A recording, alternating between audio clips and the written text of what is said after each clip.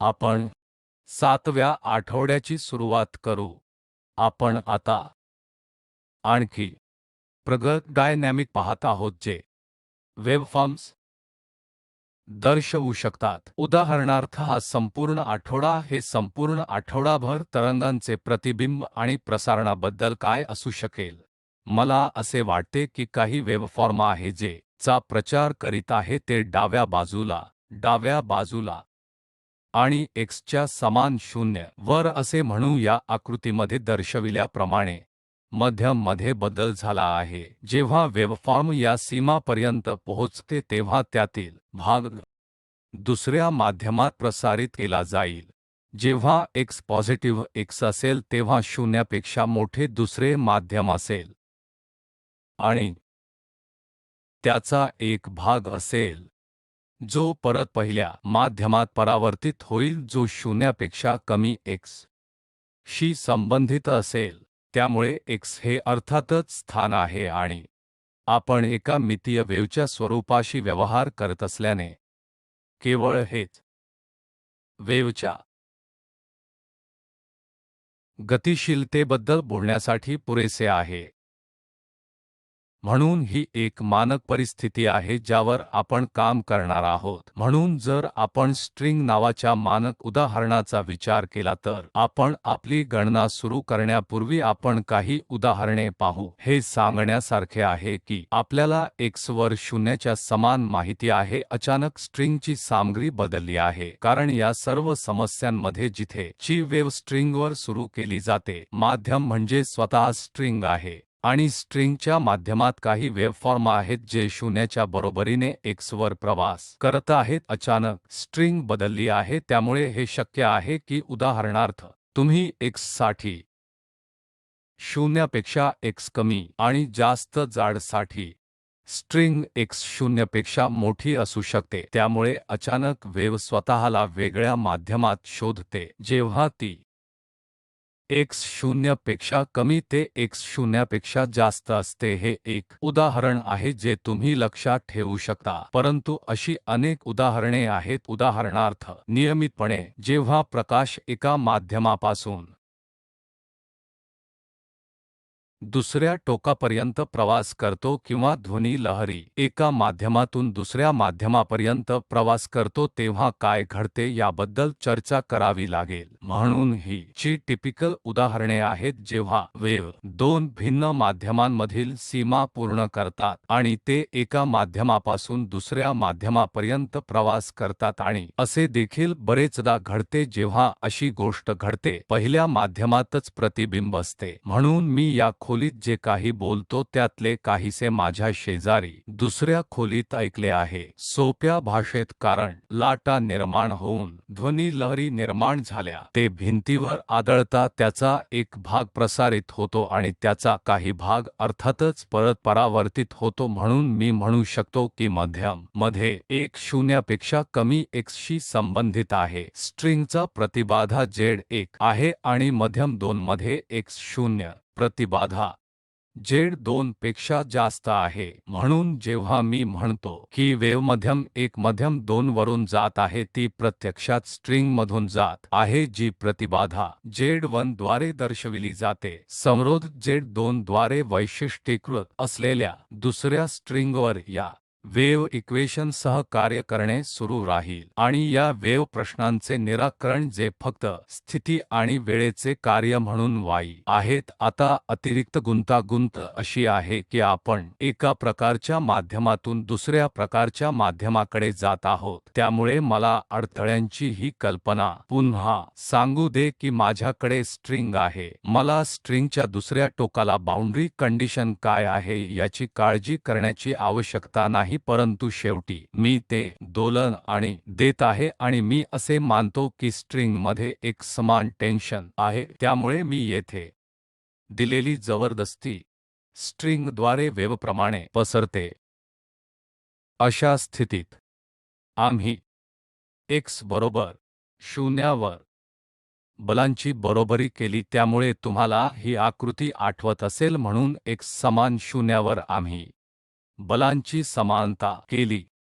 म्हणून बाह्य भागास भागणे म्हणजे 0 ई पॉवर ओमेगा टी आणि ते टेन्शनच्या कंपोनंट एवढे आहे जे वजा टी साइन थीटा आहे, जेथे थीटा हा कोन आहे जो स्ट्रेंग क्षैतिजाने बनतो। आता अर्थातच आम्ही नेहमीप्रमाणेच स्मॉल कोन अप्रॉक्सिमेशन अंदाजे कार्य करतो, त्यामुळे साइन थीटा अंदाजे टॅन थीटा आहे जो डव वाई बाय डव एक्स आहे, फक्त एक्स समान शून्यावर विस्थापनाचा प्रवण म्हणून आपण या डेरिव्हेशन मधून जातो, आपण हे डो वाई शून्याच्या समान एक्स ने डो एक्स ने गणना करतो आणि शेवटी आम्ही ओळखतो की येथे एक क्वांटिटी इम्पीडन्स समाविष्ट आहे आणि संरोध आहे। फक्त चा सी ने गुणाकार केला जातो जेव्हा आपण एखाद्या माध्यमाचे वैशिष्ट्य दर्शवण्यासाठी प्रतिबाधा वापरतो तेव्हा त्यात कोणते प्रमाण समाविष्ट आहे, एक म्हणजे लिनियर घनता होय आणि इतर फेज वेलोसिटी एकत्रित या दोन परिमाणांसह माध्यम शारीरिक इम्पीडन्सेस दर्शवते।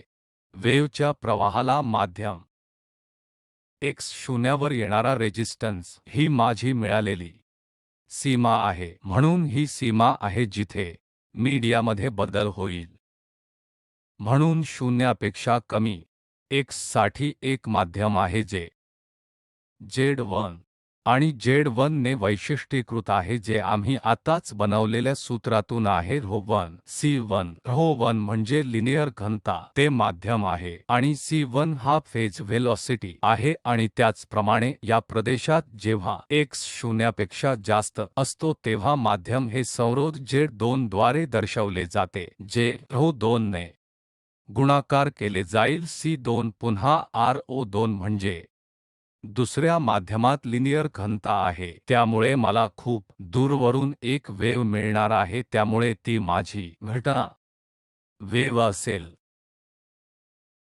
आणि या आपाती वेव्ह किती करू शकते या सर्व गोष्टी आहेत त्या फार डावीकडून येतात, शून्याच्या समान सीमांना टोकावर आदळतात। फक्त दोन गोष्टी आहेत ज्या घडू शकतात, त्या म्हणजे प्रसारण होऊ शकते म्हणून एक प्रसारित वेव्ह असेल आणि आणखी एक शक्यता अशी आहे की प्रतिबिंबे असू शकतात, म्हणून आपल्याकडे प्रतिबिंबित वेव्ह असू शकते, म्हणून ते त्याच माध्यमात परत प्रतिबिंबित होते आणि या प्रत्येक वेव्हच्या आपतनासाठी प्रतिबिंबित होते आणि त्यातील प्रत्येक वेव्ह हे आपल्या वेव्ह इक्वेशनचे निराकरण आहे। म्हणून आपण पासून प्रारंभ करू, या प्रत्येक घटकासाठी निराकरणे लिहा। स्ट्रिंगसाठी माध्यम आहे ज्याद्वारे हे सर्व घडत आहे, आम्ही असे गृहीत धरू की स्ट्रिंगमध्ये एक समान टेन्शन आहे, म्हणून मला आपाती वेव्ह लिहू द्या। तर आपण हे लक्षात ठेवले पाहिजे की आपाती वेव्ह चे हे विस्थापन सामान्यतः स्थान आणि वेळ हे कार्य असेल, म्हणून मी हे ई पॉवरमध्ये एक म्हणून लिहू शकतो। मी ओमेगा टी वजा k1 x त्याचप्रमाणे मी परावर्तित वेव्हसाठी देखील लिहू शकतो, जे आहे जे पुन्हा स्थिती आणि वेळेचे कार्य आहे, म्हणून प्रतिबिंबित वेव्हच्या बाबतीत ते उलट दिशेने जाते जेणेकरून x चे चिन्ह बदलण्यासाठी म्हणजेच माझ्याकडे ई शक्ती आहे, मी ओमेगा प्लस के एक्स मध्ये आहे, जेणेकरून स्पष्टपणे मला स्पष्टपणे सांगते की पासून ते डावीकडे पर्यंतची वेव्ह आहे आणि हे सर्व माध्यमात घडत आहेत जे शून्यापेक्षा एक्सशी संबंधित आहे। म्हणून आता मी ट्रान्समिटेड वेव्हचे सोल्युशन देखील लिहितो, जे नेहमीप्रमाणे स्थिती आणि वेळेचे कार्य असेल। आता तुमच्या लक्षात येईल की मी परावर्तित आणि प्रसारित वेव्हच्या घटनेसाठी ओमेगाचे समान मूल्य वापरले आहे, परंतु मी वेव्ह क्रमांक k1 आणि k2 च्या वेगवेगळ्या मूल्यांचा वापर करतो, एक प्रथम माध्यम आणि k2 दुसऱ्या माध्यमासाठी। त्यामुळे तुम्हाला ही कल्पना आठवली पाहिजे की सीमा ओलांडूनही दोलनाची फ्रिक्वेन्सी बदलणार नाही, ती तशीच राहील। म्हणून एकत्र जोडलेली सिस्टम ओमेगा सारखी आहे, तुमची सामान्य मोड फ्रिक्वेन्सी बदलणार नाही। म्हणून उदाहरणार्थ फेज व्हेलॉसिटी जे मी c1 द्वारे दर्शवू शकतो ते ओमेगा असेल k1. म्हणून जर आपण माध्यमात असाल तर दोन्ही घटना आणि प्रतिबिंबित वेव्हमध्ये समान फेज वेलोसिटी असेल. फक्त कारण ओमेगा एकच आहे आणि k1 देखील दोन्हीसाठी समान आहे. दुसरीकडे परावर्तित वेव्हसाठी फेज वेलोसिटी हे भिन्न मूल्य असेल, म्हणून ते c2 असेल जे ओमेगा बाय k2 असेल. म्हणून मी परत जाऊन या गोष्टी इथे आमच्या आकृतीत लिहितो, म्हणजे ही y I आहे आणि ही y R प्रतिबिंबित वेव्ह आहे आणि ही y T आहे जी प्रसारित वेव्ह आहे, जी आपल्याला काही सीमा परिस्थितीत ठेवायची आहे जी शून्यापेक्षा कमी x वर जे घडते ते 2 शून्यापेक्षा जास्त x वर घडते. म्हणूनच सामान्यत जेव्हा आपण अशा गोष्टी घडताना पाहता, जेव्हा वेव्ह एक माध्यमांकडून दुसऱ्या माध्यमांमध्ये जाते, आपण अचानक मूल्यामध्ये बदलताना पाहता, कारण ते एका माध्यमातून दुसऱ्या माध्यमात बदलले जाते. आपल्या पहिल्या सीमावर्ती परिस्थितींपैकी हे विस्थापन असू शकतात, सीमा ओलांडून जुळले पाहिजे. हा आणखी एक मार्ग आहे असे म्हणण्याचा की विस्थापन सीमेवर असू शकत नाही. आपल्याकडे येणाऱ्या वेव्हचे स्मॉल डिस्प्लेसमेंट असू शकते आणि अचानक दुसऱ्या बाजूला मोठे डिस्प्लेसमेंट तयार करते, जे शारीरिकदृष्ट्या घडू शकत नाही, जे व्यवहार्य दुसरी स्थिती नाही आहे. डायनॅमिकल स्थिती असे म्हटले जाऊ शकते की हस्तांतरण बदल जे T ने डो x ने प्रवणमध्ये दिले आहे. तर आपल्याकडे भौतिक सिस्टम आहे जी एक माध्यमापासून दुसऱ्या माध्यमांपर्यंत वेव्ह चालू आहे. पाथ ट्रान्समिशन पार्ट रिफ्लेक्शन आहे आणि आम्ही त्या प्रत्येक घटकासाठी निराकरणे लिहिली आहेत. आपण प्रत्येकास एकत्र आणण्यासाठी निराकरण लिहून आपण सर्व मीडिया चे वैशिष्ट्य करता. आपल्याला एका अर्थाने सुमारे बिंदू सामान्यतेची आवश्यकता आहे आणि या सीमावर्ती परिस्थितीद्वारे ती पुरविली जाते. म्हणून दोन्ही सीमा अटी भौतिकरित्या ला प्रेरित झाल्या, च्या सीमेवरील विस्थापन बंद करू नये. म्हणून आपण एक अट ठेवली, विस्थापन सतत चालू असावे आणि हस्तांतरित करावे. ते नेट शक्ती असल्यास ते बंद करू नये, म्हणून आम्ही ती परिस्थिती टाळतो आणि आम्ही हस्तांतरित करणारी स्थिती सतत चालू ठेवली पाहिजे.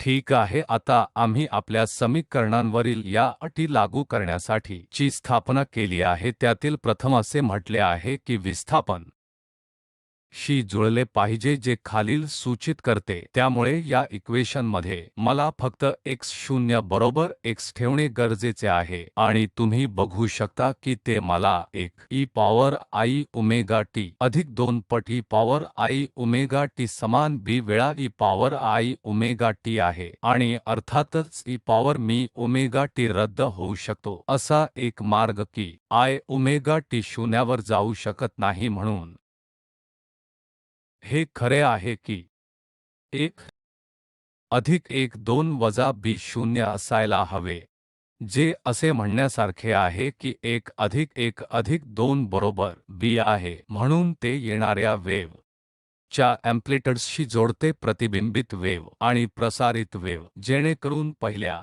सीमा स्थितीमध्ये ठेवण्याच्या परिणामाचा परिणाम म्हणून मी पहिल्या बाउंड्री कंडिशन ठेवली आहे. आता ची दुसरी बाउंड्री कंडिशन वापरा, म्हणजे ट्रान्सवर्स फोर्स सीमा वर सतत चालू असणे, ज्याचा अर्थ शून्याच्या समान आहे. मी ही अट सांगू शकतो, होय सर. आता पुन्हा एकदा आपल्याला माहित आहे की y I y R आणि y T या दोघांनाही x याच्या संदर्भात फरक करणे आणि खालील एक्सप्रेशन मिळवणे आवश्यक आहे. म्हणून माझ्याकडे आता माझ्या समोर संपूर्ण एक्सप्रेशन आहे. x च्या संदर्भात फक्त एक फरक आवश्यक आहे. आता आपल्याला फक्त x बरोबर 0 समान सबस्टिट्यूट करण्याची आवश्यकता आहे. म्हणून पुन्हा ही दुसरी एक्सप्रेशन आहे जी आपल्याकडे आहेत, जी पुन्हा 1 2 आणि b जोडते आणि तिथे k1 k2 देखील सामील आहेत. आता जर आपण यात जे माहित नाही ते पाहिले तर 3 प्रमाणात 1 2 आणि b आहेत, परंतु आपल्याकडे फक्त 2 समीकरणे आहेत असे दिसते. म्हणून असे दिसते की आम्हाला केवळ 2 समीकरणे तेथे अज्ञात करायची आहेत.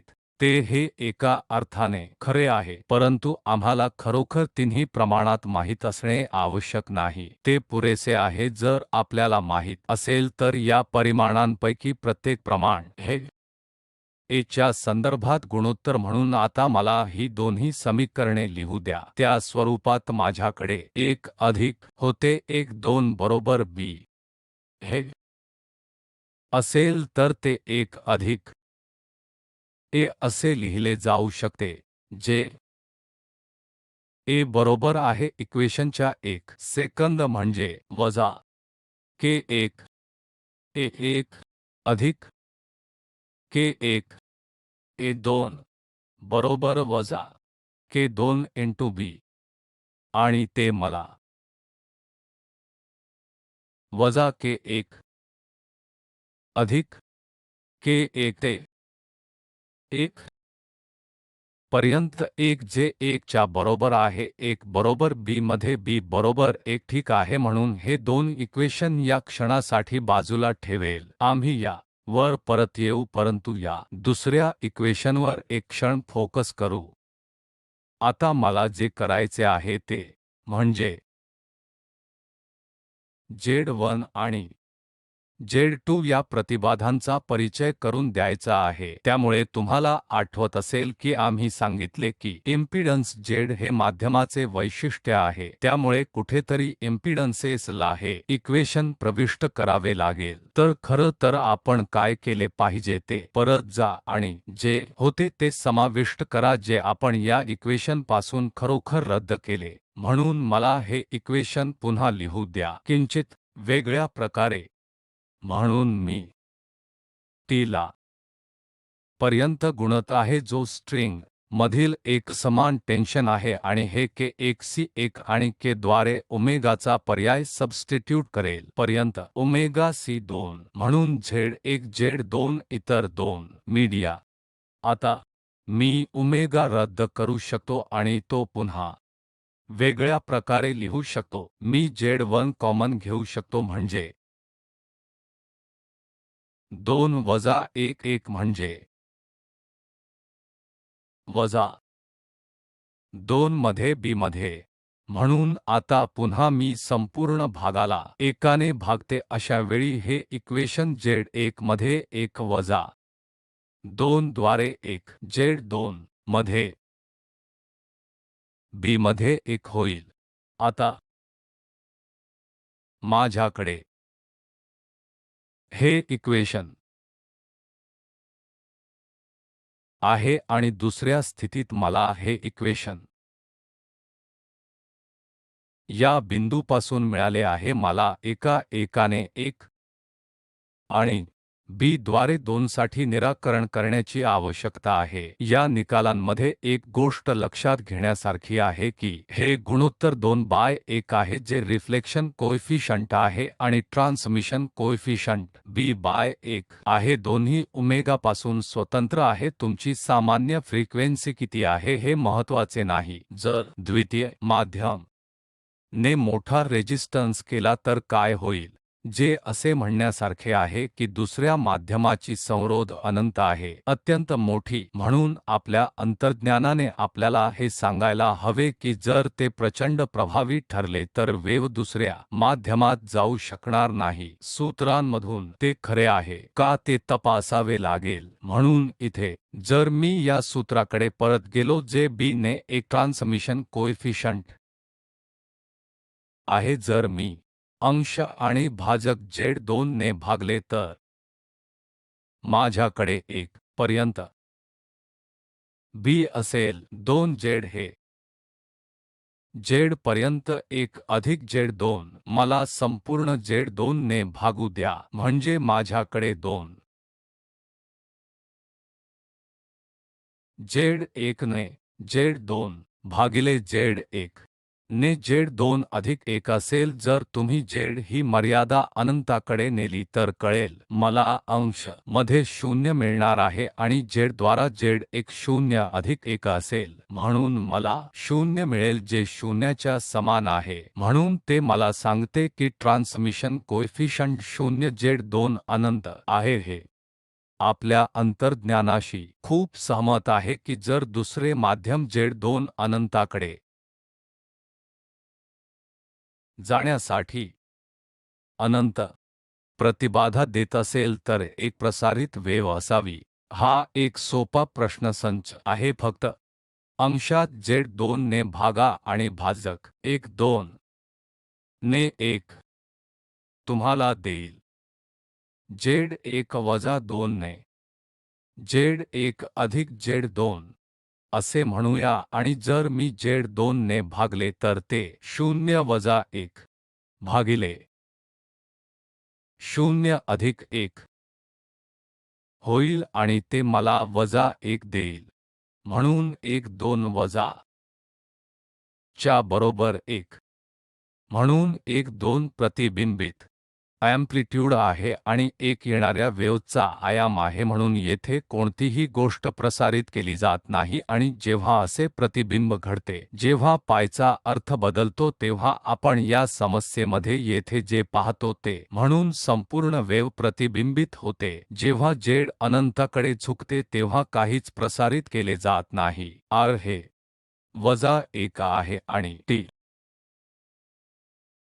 0 आहे उदाहरणार्थ ही माझी